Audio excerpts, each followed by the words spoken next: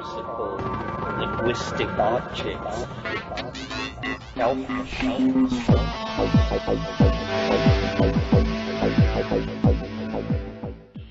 Greetings from Cyberdelic Space.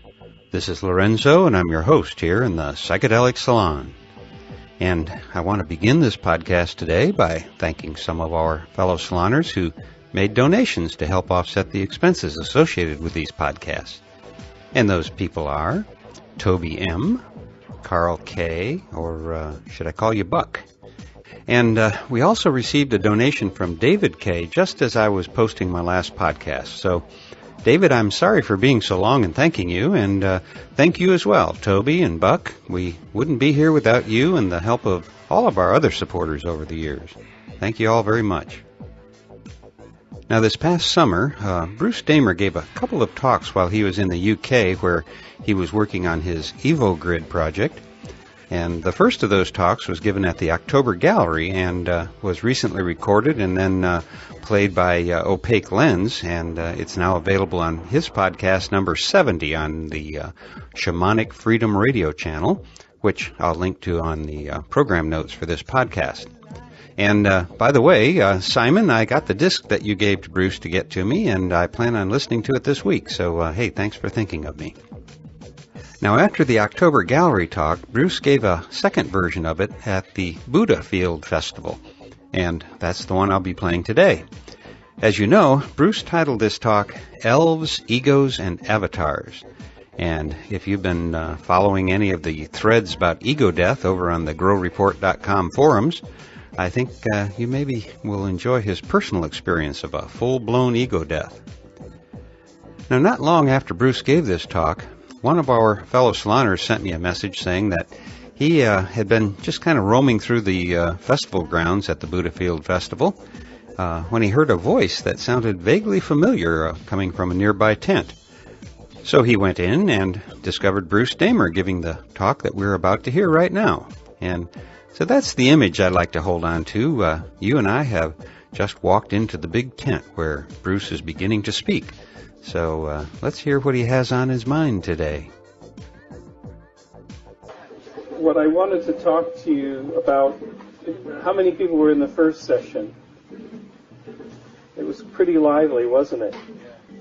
There was a young lady who I think is gone off now, and she asked the question, why do you need to take these hard, heavy drugs to grow in your life when there's so many other ways? And she has a very good point.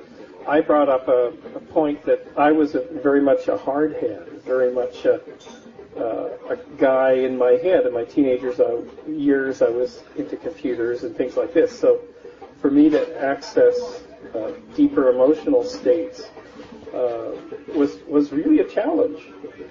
So I kind of needed to be hit on the head by a number of things.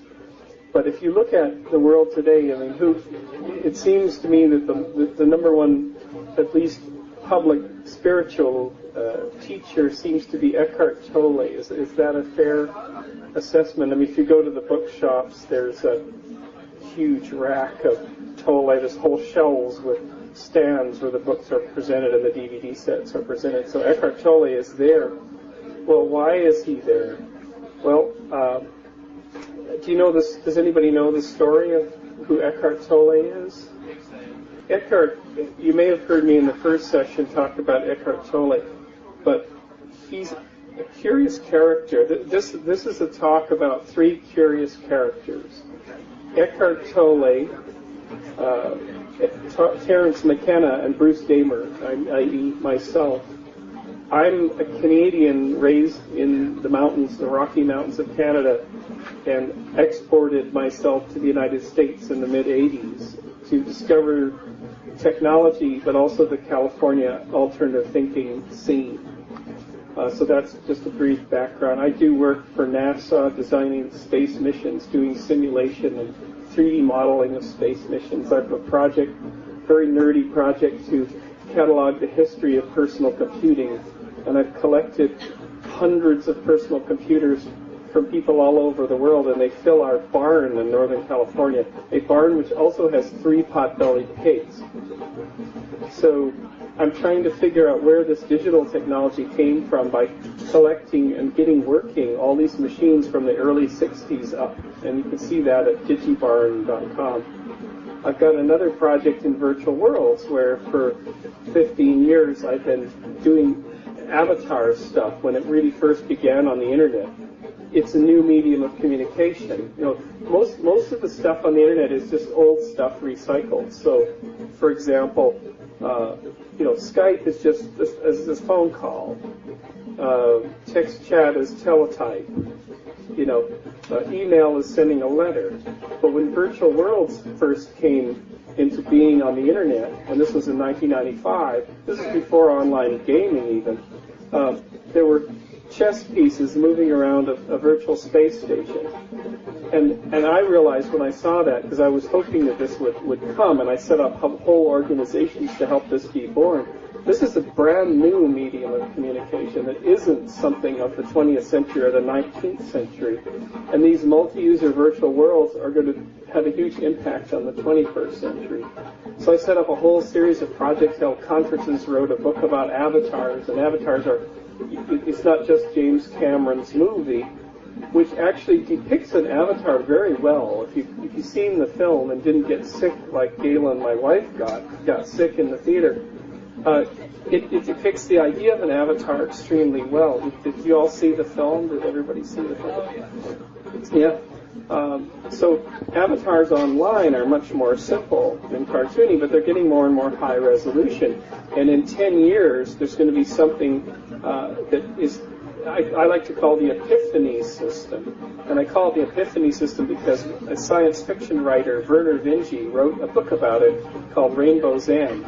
And the epiphany system is literally, now when you hold up your mobile or your iPad, it knows where you are in terms of the world and what you're facing. So it will show you the Yelp reviews of the restaurants on the street that you're looking through this portal down the street. And that's called augmented reality. Now, you've always seen films where people have glasses and fighter pilots have heads-up displays in cockpits where they look out and there's symbols moving around, and so data is mapped onto the world. Well, the epiphany system in the 2020s likely will show you three-dimensional objects and game characters and other people represented as avatars by projecting it directly on your cornea, possibly from a direct implant on the back side of your eye. Now, this is a science fiction idea. I know everyone grimaces it's alive now, but kids in the 2020s and 2030s are going to think you're completely illiterate if you're not wearing. This will be called wearing, according to Werner Vinge. It's a great novel to read. Science fiction writers, because the future's coming faster and faster, they set their novels in the near future now, because they can figure out if they were right and then pick up some credit down the road, So I'm also working on a project to simulate the origin of life, and more about that in another talk, but it's all very nerdy stuff. But I met a guy named Terence McKenna in the mid to late 90s, and the reason I met him is I didn't know anything really about psychedelics and machine elves and things you hear about. But I knew a lot about avatars and virtual worlds and stuff like that. And he wanted to know about that. So we made this deal. He came to my house. There's a farm in Northern California, and I stuck him into Avatar Worlds. I sat him in front of a great big CRT monitor and said, talk into this microphone, and there's a head that will lip sync. It will lip sync your voice, and there are other heads floating around that will hear you, and in a kind of a cocktail lounge way, not typing, but voice. It was a virtual world called Traveler, which we bought later when it went into bankruptcy, as all good technologies do. So Terence experienced the virtual worlds. We then went to Hawaii, a friend of mine and I, to his house, where we set up, and he had a dish that pointed at Kona, South Kona on the Hawaiian island, Isle of Hawaii. And this dish carried this 40 megabit stream through the air, and he found it very funny that this is a military technology. Here's this mushroom guy, this guy that promotes the use of psychedelics using Pentagon technology to connect to the world on a generator. And then we set him up, and we put his son Finn built a virtual world, and we had this experience where he met people in world, in a strange-looking world that someone made up to be like a DMT world. And at the time, I didn't really know much about DMT worlds, but we concluded with all-night conversations about, is virtual reality is there a connection? Are the elves that he sees in virtual reality ever going to connect with the avatars of virtual reality? So the psychedelic reality is a virtual reality. Then a few years later after that, I actually had an experience on I call it a dream, in which my ego came into the room as a separate being and spoke to me, and I spoke to it because I was in a very kind of extreme state, and the ego had somehow at some point during this state left my body. I was simply dealing with the extreme state, and then the ego came into the room. I looked up and saw it walking in as an entity, and I said, "You don't want to be here. This is not safe for you. Are you sure you want to do this?" And the ego came up to me and said, "You are dying." Or actually the exact words were, "It is dying." I mean, the system is dying. And I had decided in going into this extreme state to never let fear come into the picture. It just seemed to be a bad idea. In life, if you let yourself be ruled by fear, life becomes a fearful experience. So I put that out. I'm a nerd. I can flip a switch and turn off a console, and then stuff doesn't come in. And the ego didn't like this. The ego was dissolving. The ego was in trouble. And so it showed up to try to get control back. And the way it did that was to say, "It is dying. The system is dying." So I was in that state to experience whatever came. So I said, "You know what? Let's do it. Let's do the 'it is dying' thing. Come on in." So the ego came back into my body. We became this howling wolf, this thing with a windpipe shooting to the skies, and we're going to do the "it is dying" thing. We're going to howl it to. It wasn't an open starry night; would have been better, but it was at least a ceiling somewhere, and we together howled, "It is dying." The ego was in earnest about this, and I was just sort of going along for the ride, and the ego blew out the top. It blew out to the airlock. It's sort of a good NASA metaphor. It was gone. Oh, it's gone. And then I went through the rest of the evening with this experience. Well, something weird happened to me at the airport the next day. I was just traveling on a flight, and I was walking into the airport, and as a nerd, and as a kind of slightly Asperger's nerd, maybe you might say more than slight, I really had trouble with eye contact, and this may have gone back to being adopted when I was 11 days old, and never had the mother's eye contact. The mother, I was given up, put in a crib and probably swaddling clothes, and given up. So it was really tough for me to make eye contact. And if you know autism and Asperger's, it's one of the triggers, or one of the early indications is the baby doesn't look at me. So my mother always said, my adoptive mother said, he's is in his own world. That was the 1960s way of saying it. So I went on and I developed virtual worlds, and I did the things you would do if you were in your own world. But when I had this extreme experience, and I went to that airport, I was looking at all the people's eyes. I was like, everybody I was making eye contact with. And I said, this is weird. I'm making eye contact with the Homeland Security guy in the security line, and I'm not afraid of that. And he's not beaming something back to me of, you are a criminal and we know it. We're going to be taking you on a all expenses paid trip to Cuba. You'll be boarding the Havana flight instead of your regular flight. I wasn't afraid of that. No one's expression back to me, they're all neutral. The little kids were nice expressions, and I said, you know what? Something happened last night. Okay, the drumming is picking up the pace. So something happened to me on that experience. And then I didn't think much more of it. I was just enjoying making more contact with humanity. Things seemed to be softer. They seemed to be I wasn't as worried about stuff anymore. I was unfazed. I was like, this is better. I'll take this. I'll really take this. I'm almost 50, and this is what's supposed to happen when you get older. Your ego kind of, as Eckhart Tolle says, expands you out and fills your life, and you start companies, do all this stuff. And then around 50 or so, you should start the return, where you're like, okay, Mr. Ego, you've got me a long way, but I'm going to start crumbling. My body's going to start falling apart. And my friends are going to start dying, and I'm going to get no respect after a while when there's no one around who remembers me. So when I'm 90, I better not have the ego thing. I better be more of a spiritual being. So Tolle talks about going out and coming back. And one of the things that Tolle says is the sooner you start your return, probably the better for you and those around you, especially if you have an expansive ego. So you know what happens to Muhammad Ali? You know, Muhammad Ali he was great, and he was a real performer and everything. He certainly had an ego to do what he did. He needed to have that.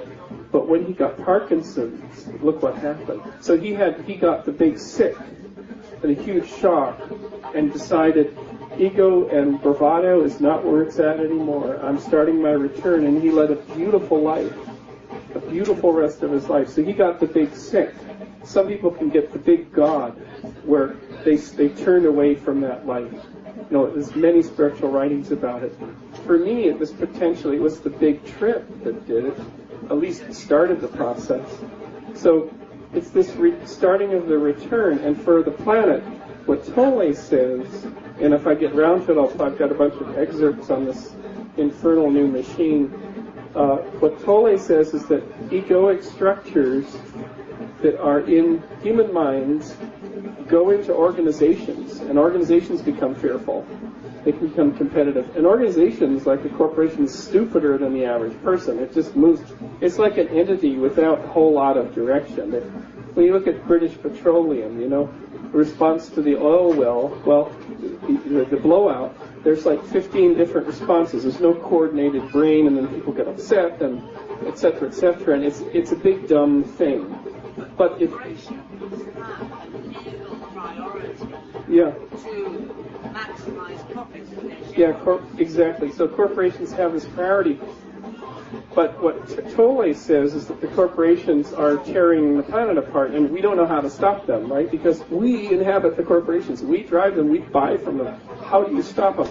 So Tolle been thinking about this for a long time. Tolle had this experience of the big sad, or the big doom, where he was a scholar at UCL in London, and he was miserable. He had a promising career. He moved to the west coast of North America. If you shake the earth, all of the loose objects end in the west coast of North America. So Tolle moves to the west coast of North America maybe about 10, 15 years ago, and then gets so depressed that one night he's thinking of taking his life. And I'm probably paraphrasing this tremendously, but at one point Tolle says to himself, what am I doing to myself? What am I doing to myself? I'm so upset. You know, certainly I'm out of money, but this is not any reason to be doing this to myself. And then the great yawning revelation opened up for this man, which was, wait a minute, if I'm doing something to myself, there must be two of me, not just one. And the voice came, yeah, there's you, and then there's this ego thing that's miserable and is fighting with you. And he peeled away, he delaminated himself from ego and experienced about, bliss sitting on a park bench in Vancouver for months, just completely in a state of shock that he had separated from that thing that had haunted him his whole life. And then subsequently, bits and pieces of it started to reformulate back inside of him. And it's very much like in The Lord of the Rings, when Sauron has been defeated, but there's the Seeing Stone and the Palantir, as it's called, and there's a little light inside, and then Sauron is getting stronger back in that little that stone, and eventually comes to terrorize Middle Earth again. I mean, that's what happened, and that's the wonderful mythology of Middle Earth. and perhaps Sauron is the ego. Anyway, so then of course Gandalf battling the Balrog is the gray, incomplete human battling his own ego, his greatest fear, and coming out as the white wizard. There's beautiful metaphors there. So Tolle, being a scholar and being a methodical German guy, decided to write notes, to keep notes on what is going on when this ego return occurs. Because I'm still in my 30s and I have had ambitions in the past, and I've been miserable, so the ego's finding its way back in. He would literally carefully take notes about changes. And as each change occurred, like when he would use the word I want this, I'm buying this, whatever, it would be filled and fused with more and more ego each time as the ego returned to him. And he'd write these notes, and that became the basis of his entire thinking. And also that the ego takes you out of the current moment. It has repeating thoughts going in your head over and over again. If you have repeating thoughts over and over and over again, in programming we call this no-ops, no operations. Like, there's nothing useful about thinking about the same task 50 times. There really isn't. It's the ego filling the space, according to Tolle. So Eckhart Tolle, so here we have the three things then. Avatars, which are actually other people inhabiting a digital form on the internet that looks out at you and talks to you, or it could be an artificial form made by software but's tricked you into thinking that it's a thing. You've got elves, and I'll run this little piece from Terence McKenna will explain what elves are, and you have egos.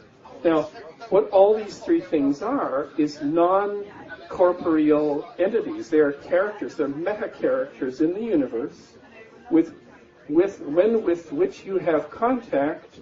They can transform your life. Certainly, ego is of you. It's maybe peeled off from you and seen as a separate thing under certain circumstances, and you have a dialogue with it. You can give it love, you can tell it to stay away, you can say no, that it's not speaking for you.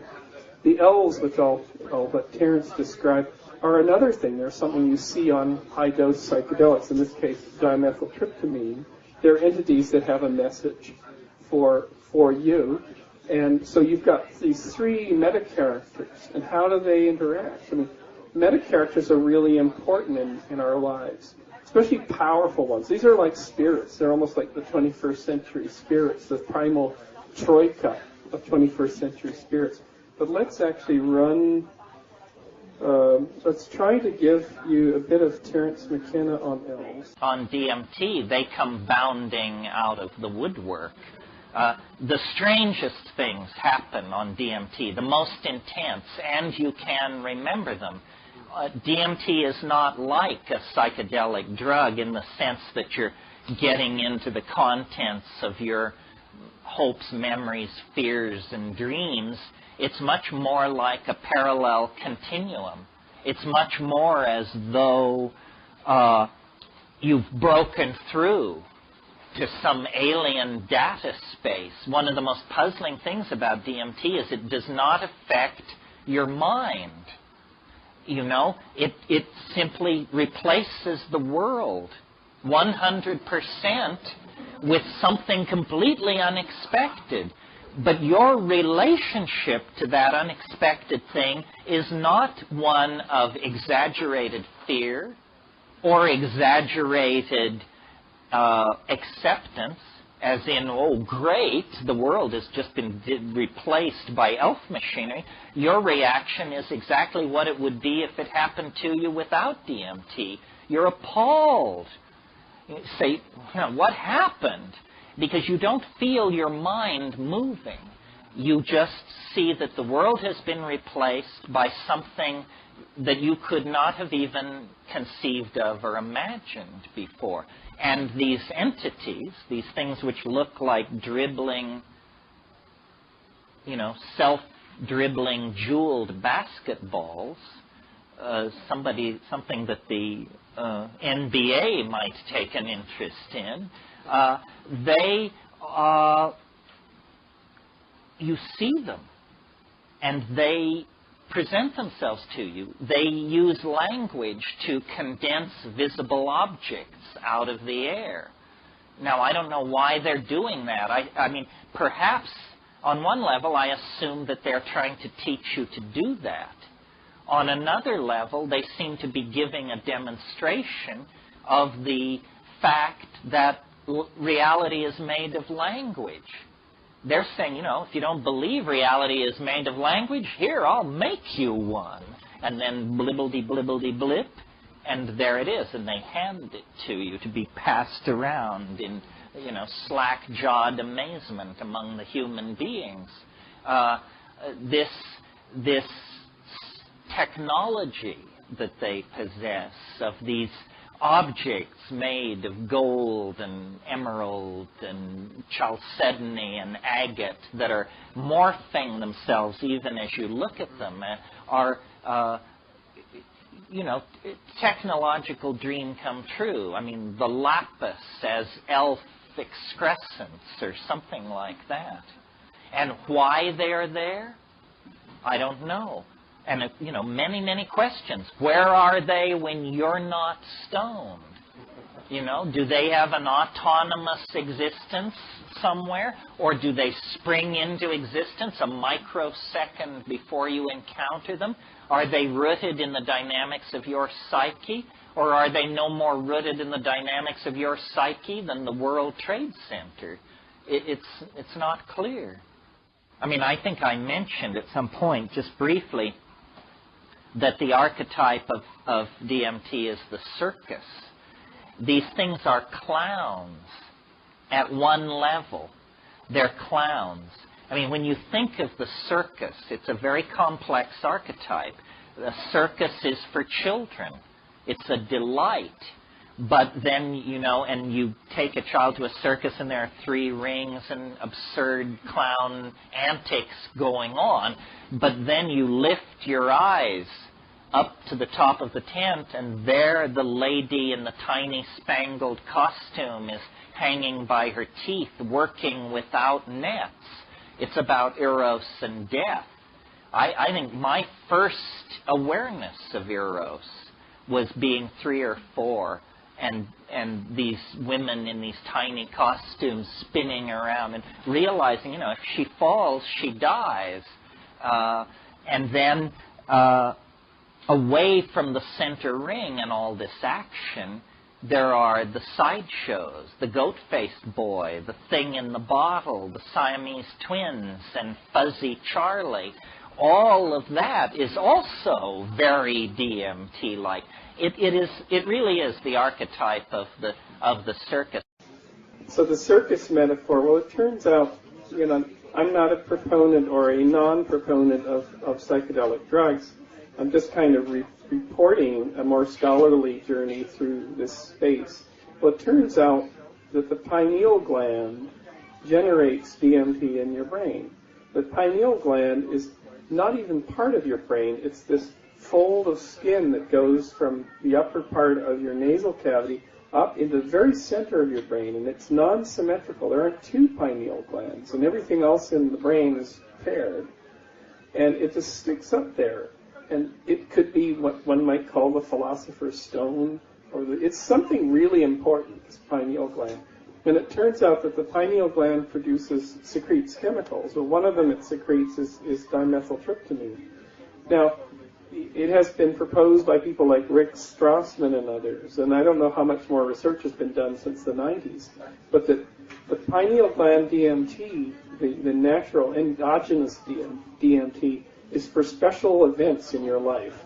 So, for example, birth, going down the birth canal, the sparking in of consciousness itself. For high stress times when you don't have to run away from the cheetah, because you don't want to be in this state of reverie as the cheetah is bearing down on you. Evolution wouldn't be too kind on you. So, incredible stress. So maybe the death of a loved one or a near-death experience. Because people report going down tunnels. And Strassman did studies, controlled studies of DMT, where people reported very, very similar experience on, injected DMT or administered DMT versus near-death experiences. That's what got him into the whole thing. And maybe, so then DMT is what takes you out of this life. So perhaps, and this is why Straussman calls it the spirit molecule, takes you in and out. But why does it bring you into this elf machinery? Are these elves only in Terence McKenna's mind because, one, he's Irish? You got to be Irish to do it. You just can't. You got to have the gift of the Blarney. He's always talking about language making the world. His language is everything to the Irish. Or is it because he saw the circus come to town when he was 4 years old in Colorado, and it became this powerful metaphor? Because this guy was in search of weird. And that probably, when he mentioned I was 4 and I saw the lady hanging by her teeth and then the fuzzy Charlie, that probably was the igniting moment for Terence McKenna to go on a quest for weird for the next, 49 years till his death when he was 53. And that from that point, he was on to weird. He wanted to understand weird and experience weird, and that's what he devoted his life to. So the ultimate weird for him was this DMT 5-minute trips, the DMT flash, where he would tunnel through into this reality, and there would be this domed room, and there would be the elves saying, "You're back! You haven't been here for a while," and convincing him to start doing this strange glossolalia, this strange language to make shapes in space like we do. You can do it too. Now this is all happening in a 20-second time span. It's vastly sped up. Now, let's switch over to the science part of things for a while. So are these trips real at all? Well, because people like Terence or others who've been on these experiences would say they have to be from another universe, because I don't have the stock photo library in my head necessary to put together that production that I just saw. It is just too weird. Well, you could say, well, they're from the morphogenic field, they're from they're the galactic civilization figuring out how to communicate to us in these states and then putting in the movie, shunting it in over the wire. But science now has got to the point where at the MAPS conference, and I promised I would tell you a bit about that, MAPS stands for Multidisciplinary Association for Psychedelic Science. And it's been around for 25 years, and they've been trying to restart research into these medicines, drugs, etc., and especially for clinical use. So returning veterans from Afghanistan and Iraq who would take MDMA and in 1 or 2 sessions not go through the 30 years of nightmares that their Vietnam buddies or Vietnam forebears did. This is really valuable stuff. So they're taking the safe course of getting legal use of this for scientific research. And more power to them. Leary and others did quite a bit of damage to the science side of things. And I'm doing a project with Timothy Leary's papers. So actually it includes his papers and his ashes. Not much you can learn from Leary's ashes, although I have a friend, Alex Gray, who wants a particular bone from the ashes because he used to work in the morgue, and he said he wants to ID which bone this is. And use it for display purposes. But the Leary Archives is crammed with a lot of goodies. But what Leary, the legacy that Leary left in the over-enthusiasm of those days is that scientific research got shut down. Well, it's back, and sort of back with a fury. There's interest at Johns Hopkins. You can list the universities, they're major schools like Johns Hopkins University. Well, one of the researchers that came gave a talk that just blew my mind, literally, without taking anything except being at the talk. He said that they had put patients into some kind of live brain scan, and I think it was an fMRI system, and we call them patients, but the volunteers were taking ayahuasca, and so their brains were scanned, and what they saw was the visual system, which normally is pulsing, it's taking in frame after frame after frame, so you don't see jitter when you do this. And it's sending it back in a raw pixel thing. It's very much like a computer. And then it's doing something magical, associating it with shapes. So there's faces here, I'll go to the face processor. And there's a tiger jumping here, I'll go to the adrenaline unit. That kind of thing. It's integrating. Well, his studies showed that this rate of taking in was slowing down, so that fewer and fewer frames were coming in. Now, people seem to experience this as they're on some kind of substance, and they look around and it goes blip, blip, blip, blip, like blibbly, blibbly, blip, like parents mean. And one of the things that struck me about that is fewer frames are coming in, and there's a whole lot more activity in the brain. So the brain is slowing down the visual system, and we're primates. Most of what we do is visual. We're just visually driven. We have pot-bellied pigs. I know their world's olfactory. Their world is smell. They're visual. They got the visual, but they have smell 1,000 times more powerful than us. So a pig on LSD would be having chemicals all around them, and they would be having a chemical trip of some kind, a smell trip, if they could be on LSD. But so you slow the frames as they're coming in. Well, what does that allow the mind to do? I'm a software guy, and I said, well, you know what? If there's less processing power needed for one thing, the brain can engage in all kinds of tricks. And what they do see is in the fMRIs is all kinds of other activity around the visual cortex that can't happen before because there's all these frames. So the frames slowed down, and there's a smearing out of time. There's a loss of an understanding of time because perhaps the clock that runs your mind is tied to the pace of the images coming in. You're watching the real clock, it's going tick, tick, tick, and it's corresponding to how many frames are coming in. So fewer frames seem slower time.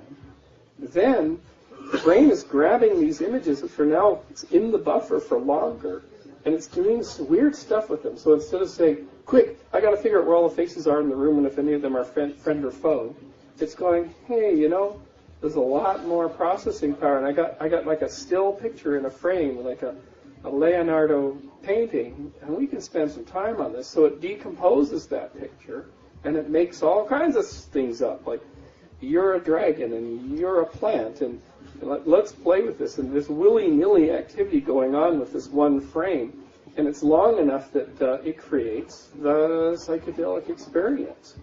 So in that one session, it was like, wow, science is back looking at this. Now, it doesn't answer the question, do the DMT-Elves come from other star systems or not? But for the first time, they're looking in and seeing that mechanism. Now, it turns out that in the big SAD, or the near-death experience, or et cetera, et cetera, et cetera, perhaps this is happening again. Perhaps the brain, the pineal gland, is releasing a psychedelic to do the same thing, to slow you down. Also something to note if you're in a car accident or you have a physical accident, what happens? Time slows down. The brain is in hyperdrive.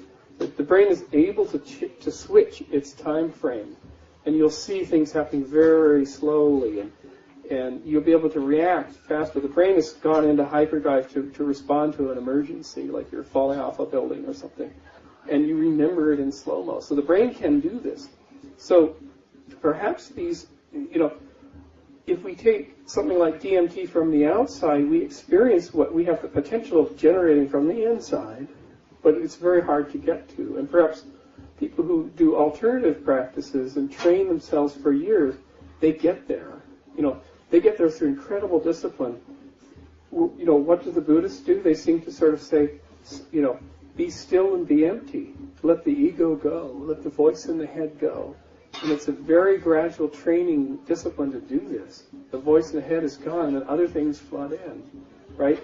And perhaps the yogis are triggering the pineal gland. They're to that incredible core of the brain where they have reached it. They have stilled the mind such that they have stilled the visual cortex. They've stilled everything. They've stilled their breath. And what do they get in the end? The pineal gland now can release, and it can release vision. And this is all just willy-nilly theories put together, but it all seems to come down to the ego is taking up its cycles, and the visual cortex and the brain, and if you can go down to your essence, what you end up with is a trip, either produced by your own mind, or it has to be something that comes from within that you're taking barriers away from it, and then it's flowing in. Now, this goes to the other question, which was earlier in today's talk, which is, do you need to take these hard, heavy chemicals? In a sense, Terence talks about and I won't play you the audio unless you're really dying to hear more Terence. Are you dying to hear more Terence? You are. Well, here's Terence on this topic. The psychedelic experience, in the best sense of the word, a religious activity, and and the intellect or whatever it is that lies behind it is very sensitive to your needs and your limits.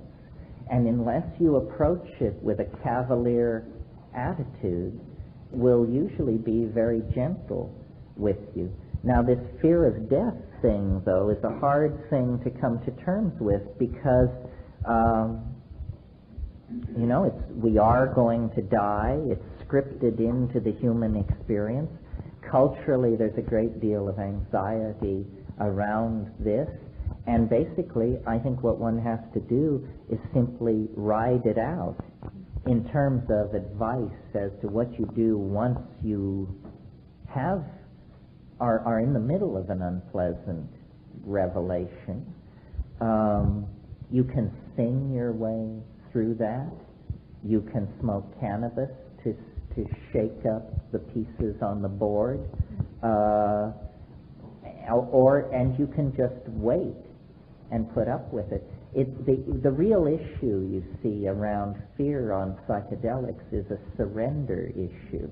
The ego plays a trick on you because the ego begins to dissolve under the influence of the psychedelic, and the ego sends you the message, you are dying. This is its last, most desperate ploy to halt what is happening, because the ego is dying, and to the degree that you identify with the ego, you'll be driven into a state of panic.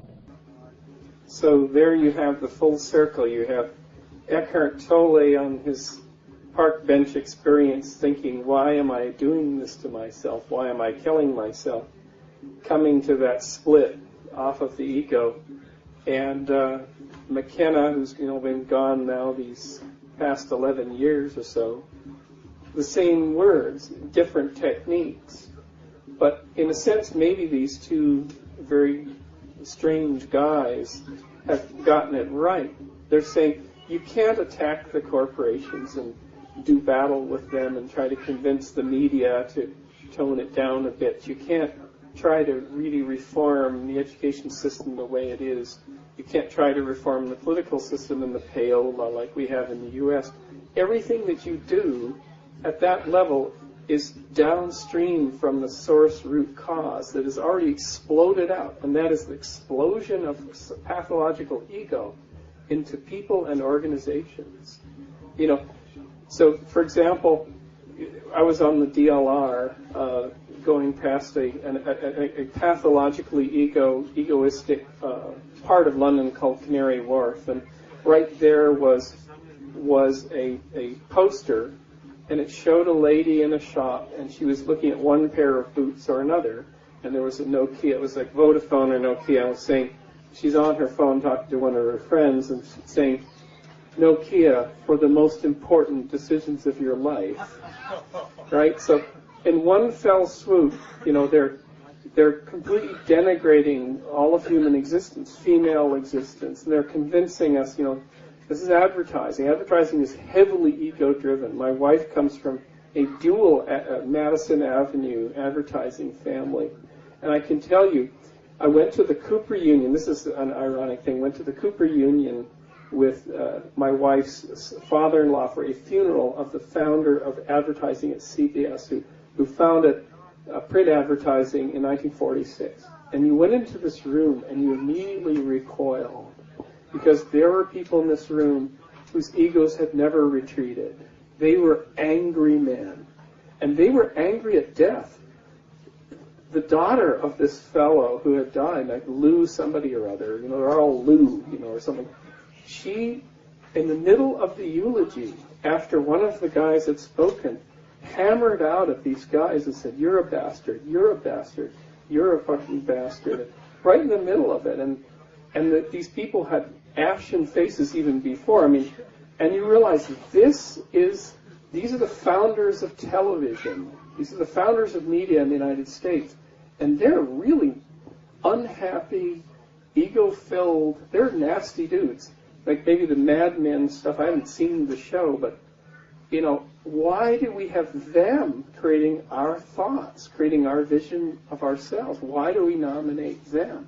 Well, we do because the niche of advertising is best served by people like that, because they get you to buy those pair of boots or that Nokia phone, and then it makes them more powerful. So you can't fight nature. In a sense, you're fighting evolution, because nature has said, oh, goody, we've got culture to work with. Let's evolve niches. The madman, the advertising person, and then people are coming up to fill those niches. And those niches are super powerful. They're hard to remove. The military man or military thinker, they're hard to remove. You can't fight the niches. I'm convinced of that. You can't change IBM from within or British Petroleum from within. You just can't do it.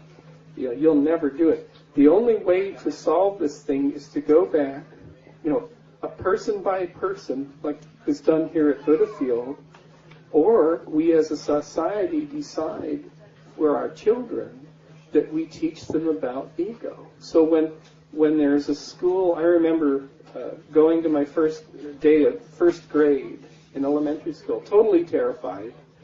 And the terror did not come from the other kids, it came from the mean kids. The kids that arrived fresh-faced at that elementary school, and of course you're overwhelmed as a 8-year-old or 9-year-old or however old you are by the sheer number of kids. But it's the mean kids, the kids slightly older than you, the stares from these mean kids that just shock and terrorize those incoming kids. And that's where it begins. It may begin earlier because those mean kids became mean for a reason. Or it's the crumpled up little shy kid like me that is now traumatized in the opposite direction by that kind of experience. And that is where it begins. And so then the ego is growing, especially in young males, from that point on. And you get advertising men, you get military men, you get George W. Bush. I mean, you're going to get them because you didn't get to them early enough to say, we've got to control this entity that grows. It's a useful entity. Everyone needs to have ego, but we've got to control pathology in our society. And with technology, pathology is having a heyday. For the first time in human history, when I have my Facebook page, it's an expression of my ego to some extent.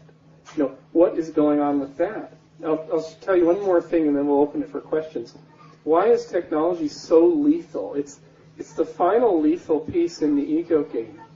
Because where does ego get dangerous?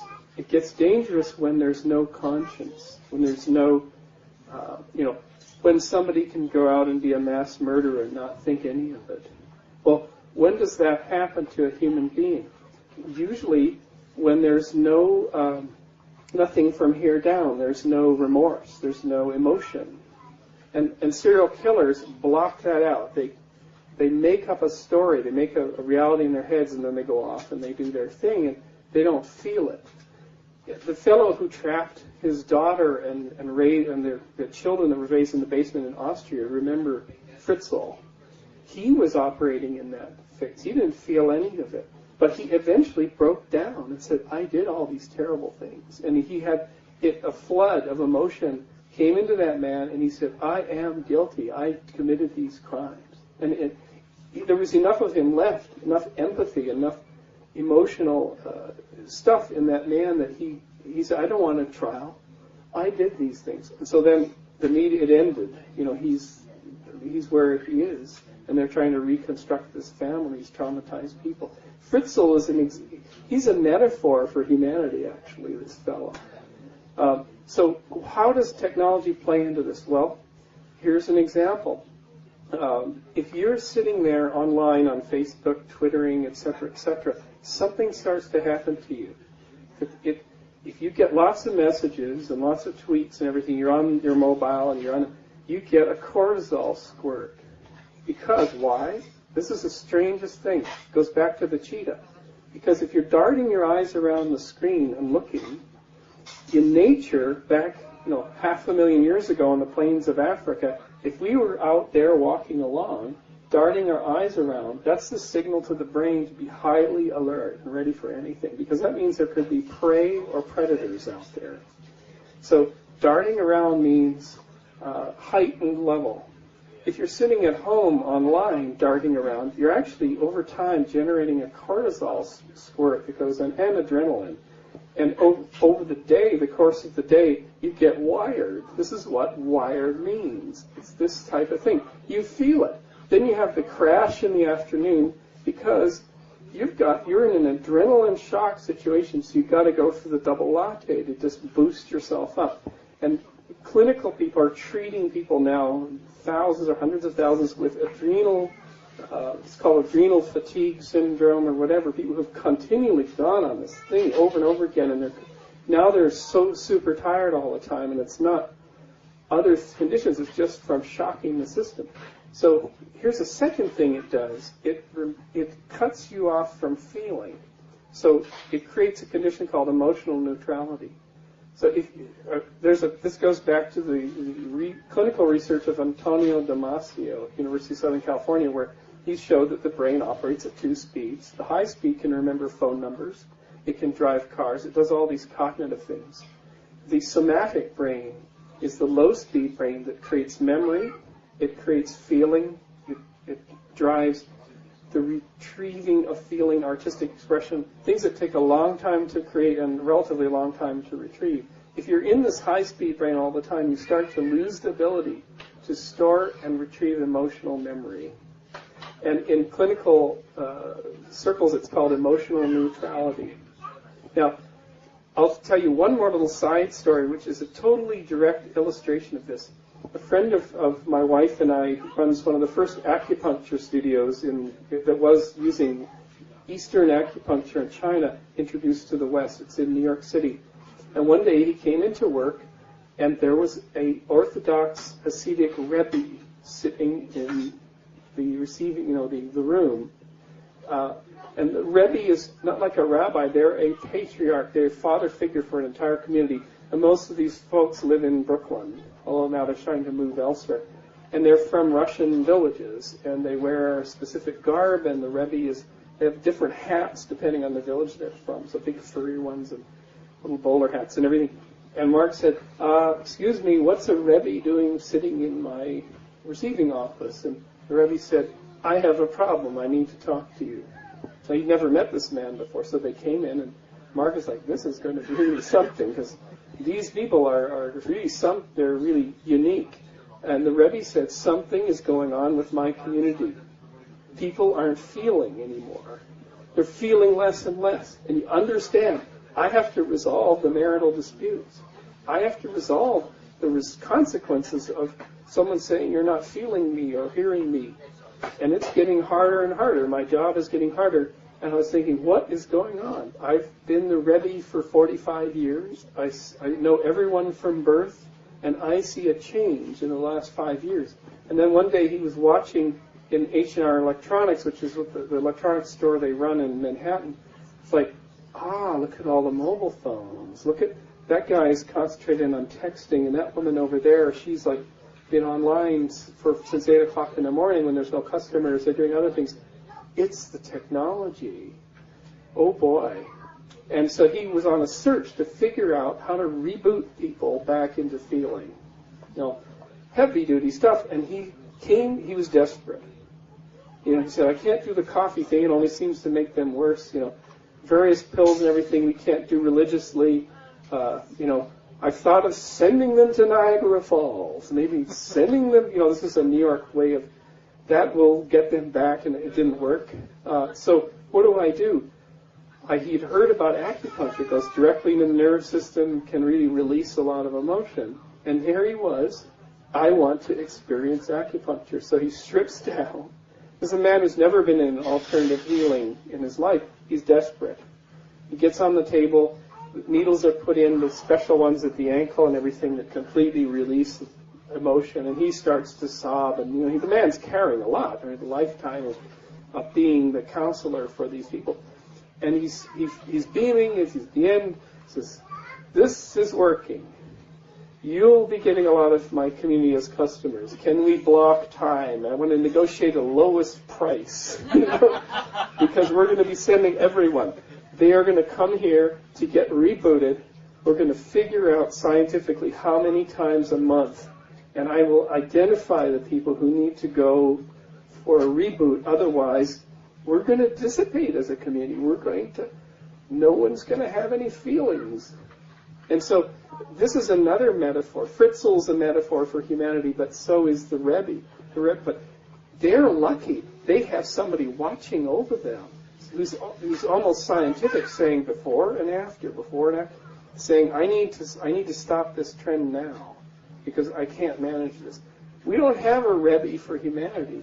We're in this blind, giant, unplanned experiment on humanity where 1 billion people or 2 billion or 3 billion are wired in all the time. Emotional neutrality, adrenal shock. It's profoundly huge. But what comes out of this? So the ego is scratching its head. And you remember Terry Gilliam's film Time Bandits? Did anyone see Time Bandits? Remember the devil loved technology, right? The devil had all this calculators and computers and was totally excited about technology. Well, the ego is going, oh, the whole landscape is changing down there. That person has become emotionally neutral. His name is George W. Bush. Let me track. He's a chronic addict, right?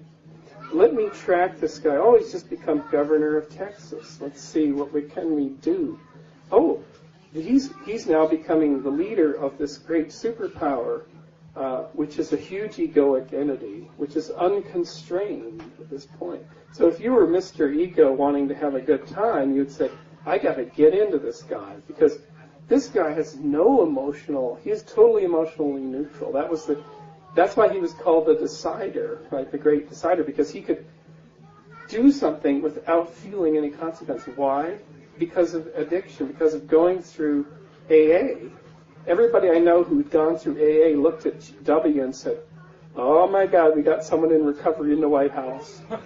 What that means is this guy can't allow disturbing things to come in, like non-black and white things to come into his psyche, because it always meant in the past on the bottle, right? Go back to the bottle. And so the ego playing, he was a brilliant communicator. He really sold people because he was so sure of himself, because he had no tools and mechanisms to deal with gray areas. So people were enamored of his great, he won the election in good form, and well, they pushed around a bit. But he really sold people. People were really sold on this guy. But this guy was emotionally neutral. He was clinically emotionally neutral. Everybody that I know watched him and said, yeah, this is guy in recovery and emotionally neutral. He wasn't technology.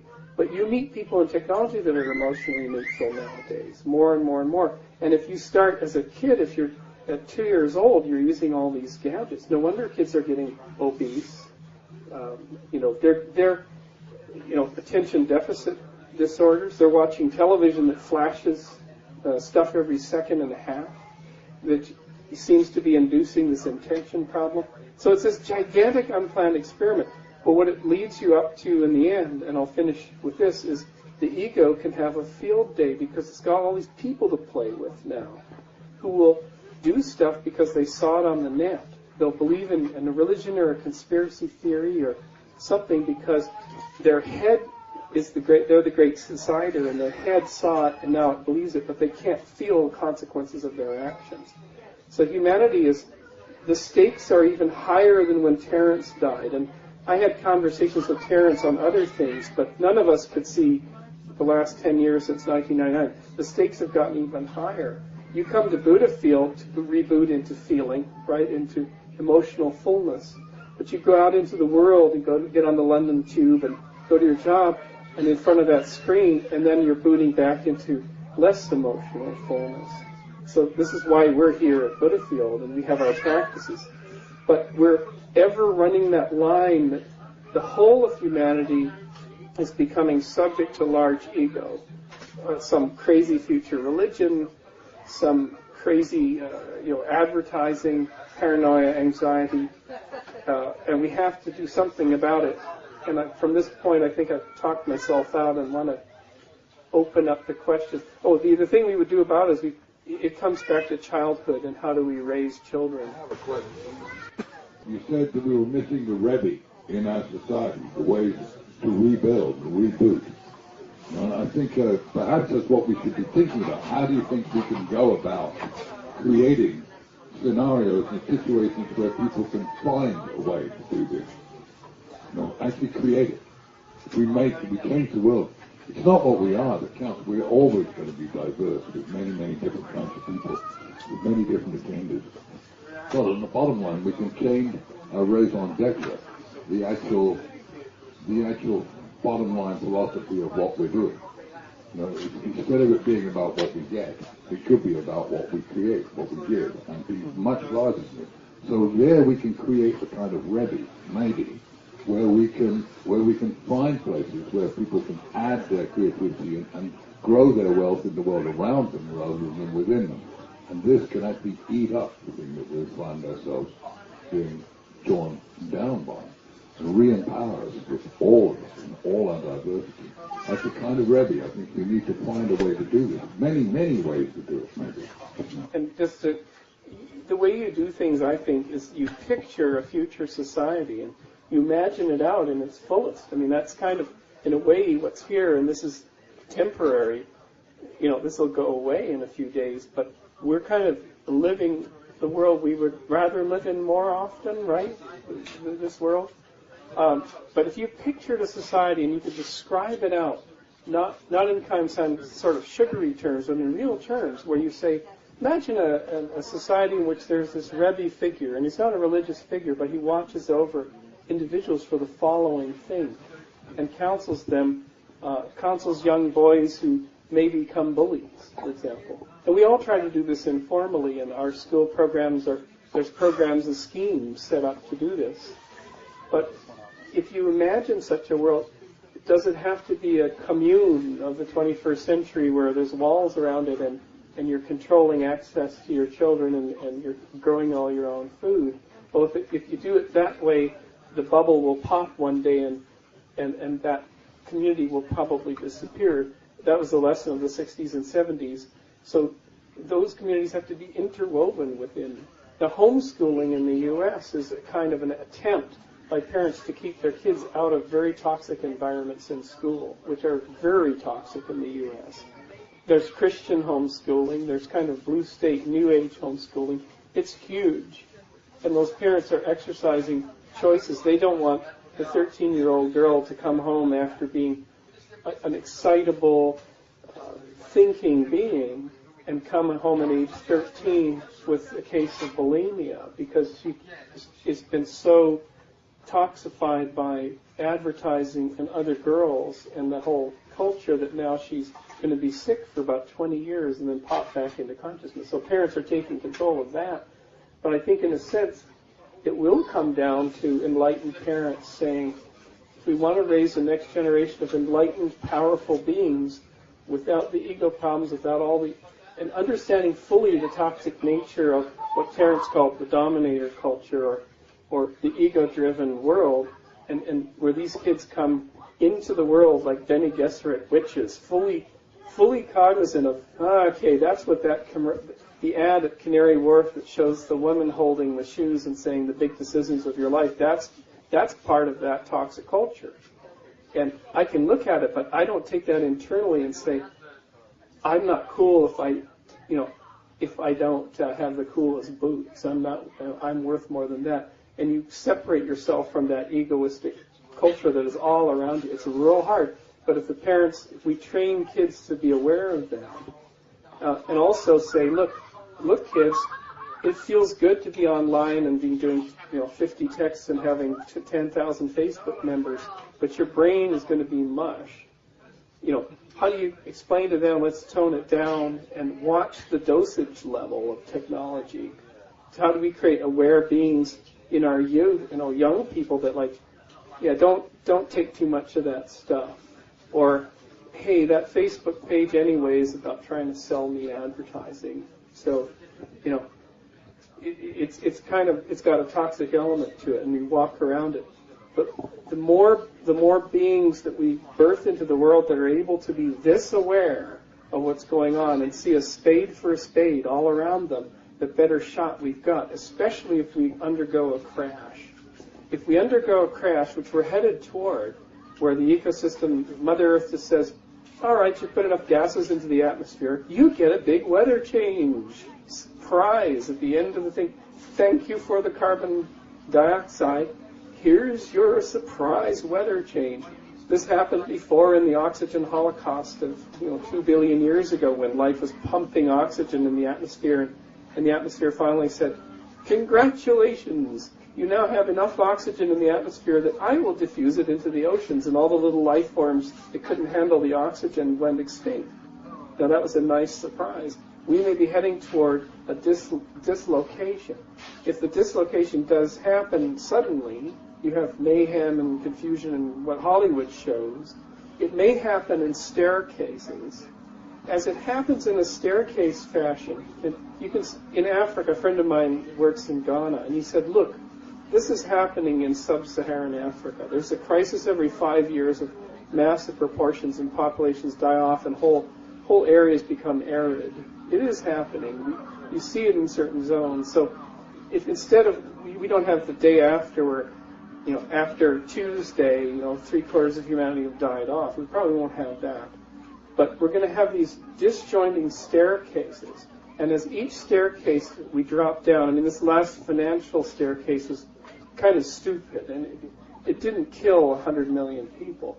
But for the staircases that kill 50 million people, that's a learning event.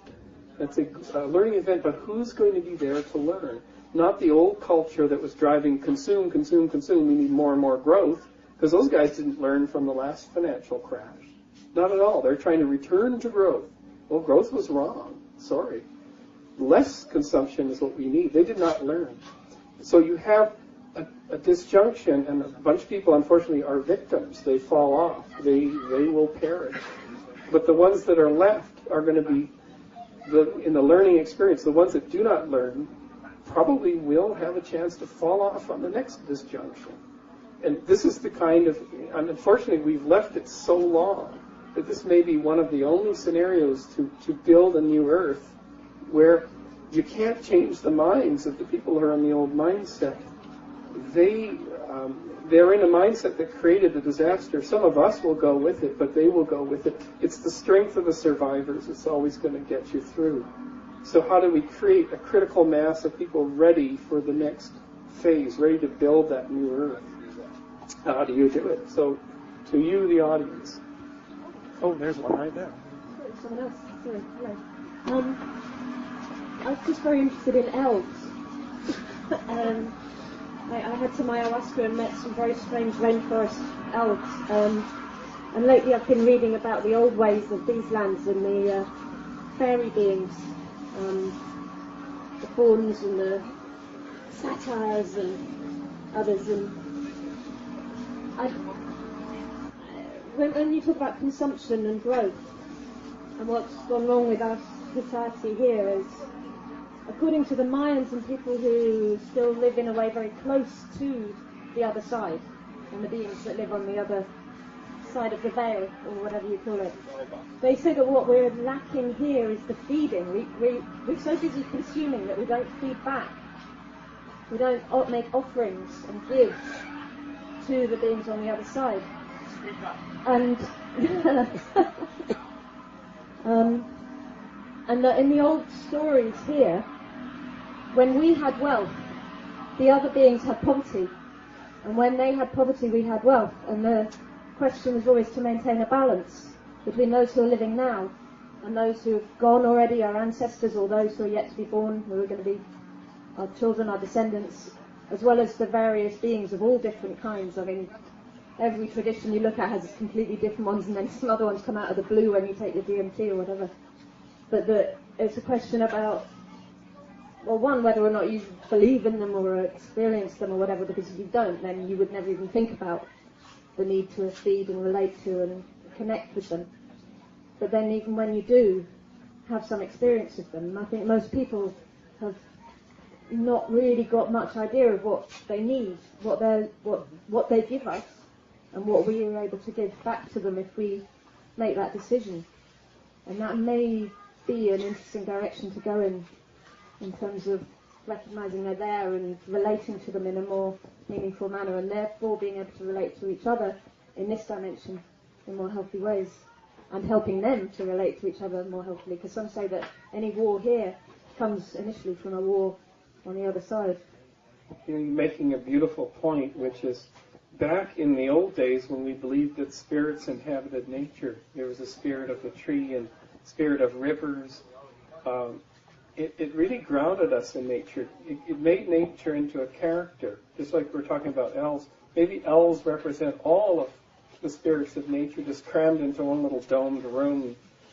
And if we revivify the spirits in nature, it isn't that we're believing that the tree can talk to us, but we're believing the meta-character. So are you going to cut that tree down as quickly or are you going to do something with respect? Because, ancient civilizations blessed the soul of the calf before they slaughtered it for the meal. They respected that. We don't. And of course we can slaughter a whole planet. We don't respect individual chickens that are being killed to go, to Tesco's. We don't have any connection with that. So you're absolutely right. And the elves are they're a metaphor for a colleague of mine was a plant biologist, and he took some kind of tryptamine or LSD, I can't remember what, probably the former, and he understood the process of photosynthesis, mostly from a kind of two-dimensional chemical diagrams perspective. Well, a plant revealed itself to him, and a plant leaf, and he dove down into this plant leaf in full 3D with all the molecules moving, and into the photosynthetic collector molecule, and the plant said to him, "I will show you how we feed you." And then a photon came in, and he was the photon, and the photon ricocheted around, and it created various things like ATP and other things. And he said, "All my life I've studied this process. I've memorized the chemical diagrams. I have never seen it like this. Never." It changed his whole approach to photosynthesis. He said, "I got the whole picture." And the plants had said during this experience, "No, this is how we feed you." And then the only other thing was, think about that.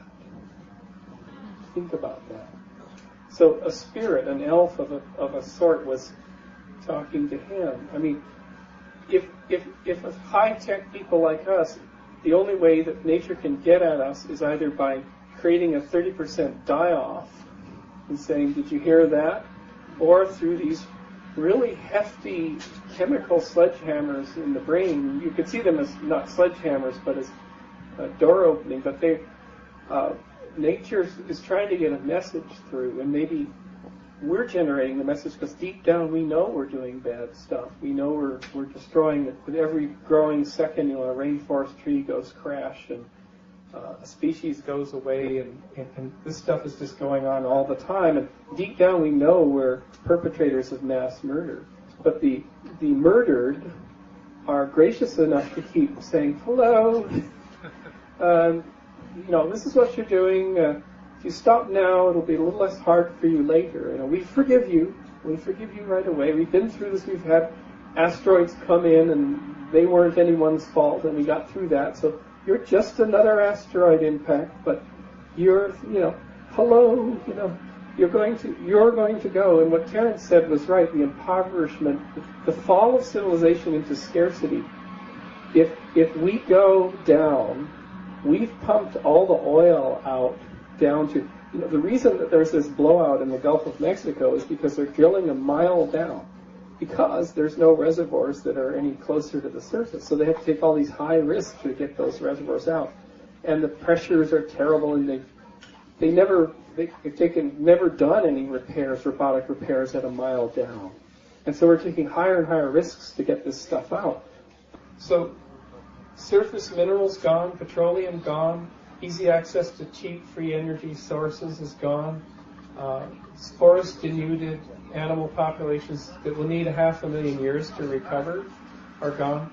You're going to be wandering around, not exactly on the world of Wall-E that's covered in trash from the hypermart, but you're going to be in a world where it's going to be very hard to restart a technological civilization like this from scratch. It's going to be tough. It's going to be very denuded. You're listening to the Psychedelic Salon, where people are changing their lives one thought at a time. And so, what do you think? Is that the kind of world we are heading towards? Even on my more optimistic days, I sometimes think it is. And the problems that Bruce just outlined seem almost too huge to even think about, let alone overcome. However, we humans have bounced back from many other adversities in the past few millennia, and I have no doubt but what, at least in some form, we will continue as a species for as far ahead as we can see. The question is, of course, what form our civilization will take as we move into this new world. My desire is that we evolve our culture into something along the lines of what may be experienced on the West Coast Festival circuit, which is only something that can be experienced to be understood, but hey, you already know that. There is just one thing, though, that I would like to add to this discussion right now, and that is to once again remind you of one of the ways in which Terence sometimes defined the ego. He said that ego is a process that we use to gain advantage over others. And while you may not agree with that definition, you might want to try it on for size the next time you're talking about ego dissolution and think of a process you control that's dissolving, and it isn't the basic you that is going away. In fact, my experience has been that under the influence of psychedelic medicines, when my ego fades away, I'm finally left with the core of my being, shed of all that baggage that's been slowing me down. So give it a try a time or two and see what you think. Now, I'm going to end this podcast a little differently today, and since Bruce is a close friend of mine, I'm sure that he won't be upset that I'm going to close today on a somewhat sad note. A little over a week ago today, my brother died, and so I want to close this podcast with a brief remembrance of him. To his students, where he was professor at the University of Granada in southern Spain, he was known as Dr. Miguel Jose Haggerty Fox, and he was a distinguished member of the Faculty of Translation and Interpretation. Miguel was an extremely talented linguist, and he specialized in Arabic to Spanish translations and published a number of important books on Arabic Andalusian themes, as well as a large number of articles in his field as well, which, I'm told, focus primarily on the linguistic and sociological aspects of multiculturalism and social integration in Andalusia, all of which is way over my head, I must admit. He was the scholar, and I'm the carnival barker. And Miguel was a scholar extraordinaire, and not only in Spain, but he was also quite well known in many of the leading academic circles throughout the Middle East. And from what I gathered on my visits with him in Granada, he was also well known in and around that ancient city as what I can only call a character. In professional circles, Miguel was at the top of his field, but his main focus in life and the deepest joy in his life came from his wife and children, who provided him with the love and caring that ultimately is the highest honor any of us can achieve. They were the icing on the cake of life that was quite exceptional. Miguel was many things to many people, but to me he'll always be my little brother Mike. And as brothers often do after long separations, they tell stories of some of their grandest adventures that took place during their years apart. My favorite Miguel story is one that he told me late one night while we were sharing a bowl together at his home in Granada. And it's the picture of him that I would like to leave you with, just to give you a little idea of how large he lived. It was during the time, shortly before he received his Ph.D., sometime in the early 1970s, I think, when he was working in some capacity at the Alhambra. A huge private event was scheduled one evening on the grounds of that magnificent fortress. It was to be a concert by the world's greatest guitarist, Andres Segovia. Everyone in the city who was anyone was there. All of the important politicians, business people, and society matrons had already assembled when they received word that the bus carrying Segovia and his backup musicians had broken down several hours away.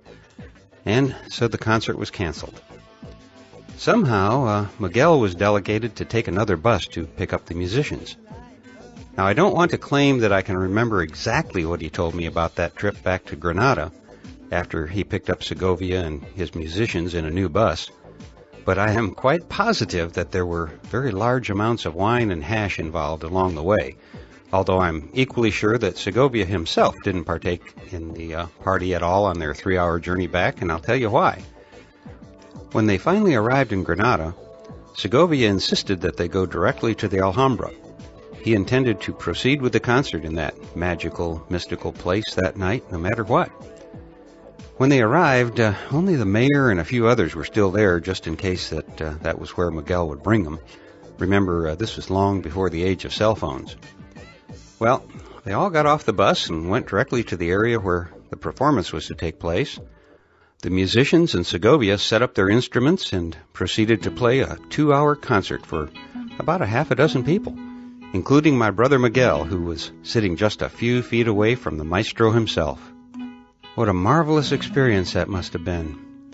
The Alhambra, the late-night sky, and a private concert by the great Segovia. So, I'm going to close today by playing a recording, obviously from vinyl, which I actually think is perfect for this moment since Miguel and I grew up hearing our music on scratchy vinyl records. It's a recording that I found on YouTube of Segovia playing a piece that's titled Memories of the Alhambra. And I'd like to think that as he was recording this piece, he was remembering that magical night in the Alhambra when he played a private concert for my beloved brother Miguel. There's an old Irish blessing that ends, and when you come to die, may the only sorrow you leave behind be the weeping of the poor. And so I gently weep as I remember a great soul who touched my life deeply. For now, this is Lorenzo signing off from Cyberdelic Space. Safe journey, little brother.